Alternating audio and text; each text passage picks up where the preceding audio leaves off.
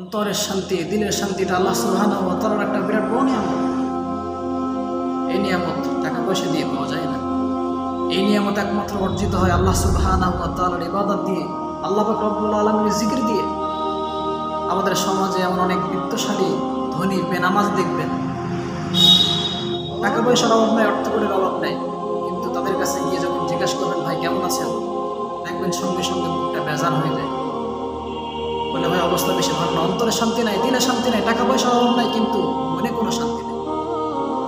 এর বিপরীতে একজন নামাজি রিক্সা চালক, লোকের খেতে কামলা খাটে, এমন একজন বান্দার কাছে গিয়ে জিজ্ঞাসা করেন ভাই কেমন আছেন, ওই নামাজি আল্লাহর বান্দা মুখে একটা হাসি দিয়ে বলবে আলহামদুলিল্লাহ, আল্লাহ সুবহানাহু ওয়া তাআলা অনেক ভালো রেখেছেন। কারণ বেশি কিছু না, এর কারণ একজন নামাজি আর একজন বেনামাজি। আল্লাহ সুবহানাহু ওয়া তাআলা বলেন আলা বিযিকরিল্লাহি তাতমাইন্নুল কুলুব, শোনো, একমাত্র আল্লাহর জিকিরের দ্বারাই অন্তরের প্রশান্তি অর্জিত হয়, একমাত্র আল্লাহর জিকিরের দ্বারাই অন্তর প্রশান্তি লাভ করে।